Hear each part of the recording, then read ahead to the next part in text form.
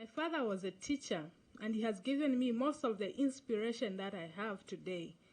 Because from a very tender age, he taught us that it meant everything to be a woman. It didn't mean you had to be in the kitchen, and he told us you have to go to school, and you need the education to succeed. I didn't have any money this year for me to continue to pursue my examinations over summer and then proceed to my dissertation. And that's why I'm very thankful to all the volunteers that have worked so hard to make this a reality. For my PhD studies, I would like to look at the quality of life of women who are living with HIV/AIDS at different stages of the disease, because the most hit by this pandemic are women. A certain man called Professor Joe Mamblin, bless him, came to our university and went to the wards. He did one ward round, and he said everybody here, 95% of the patients here are not here because they have malaria, typhoid, or diarrhea. They're in this ward because they have HIV. Why aren't we talking about it? I remember he came to my office and said, Bill Gates says he would like to help, but he's tired of curing something that we can't cure. He wants to see prevention, and you're the only medical anthropologist in the School of Medicine, so the dean has sent me to you. And I said, I'm sorry, I'm going to London to study infertility. And he came, so he came 3 times. I'm talking about a retired professor with a bald head there. And I come from a community where an old man does not come to a young person to ask for anything. The young people go to the old people.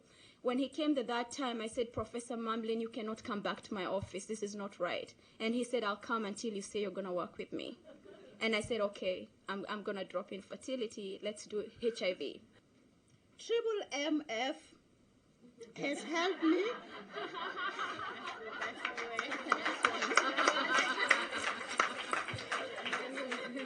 They have honored my country, the department where I enrolled in the university, and they have honored me with this prestigious award.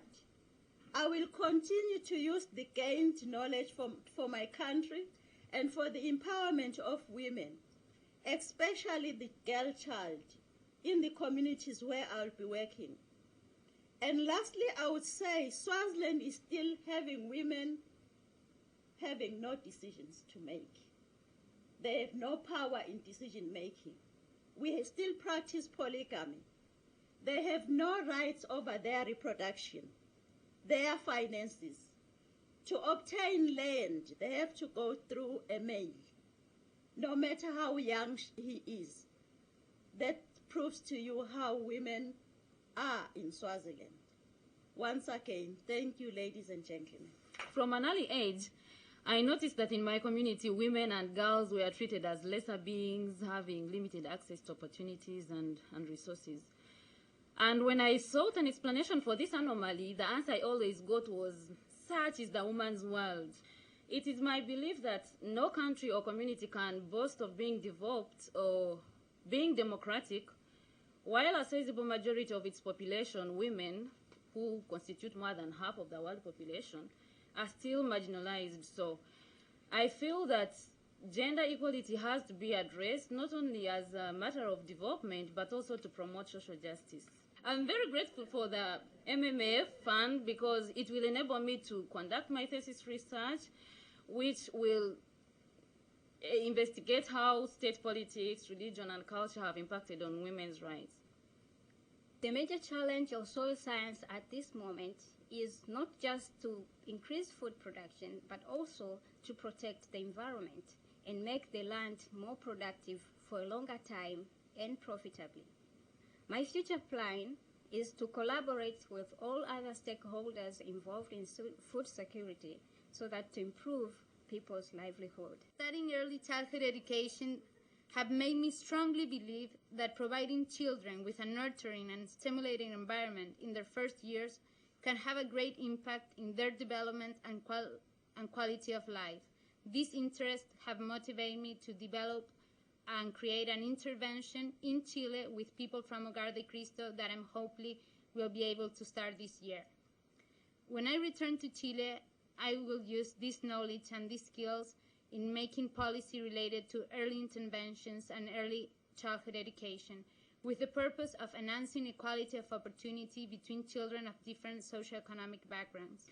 In Jamaica, while infants and toddlers are often the victims and witnesses of violence, almost none of the violence intervention programs addresses the 0 to 5 age group, and their mental health needs are grossly underserved.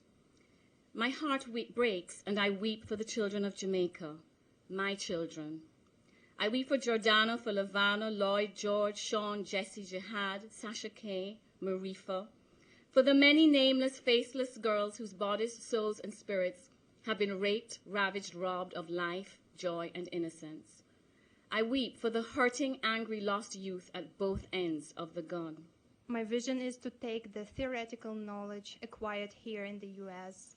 and apply it in praxis beyond the borders of this country.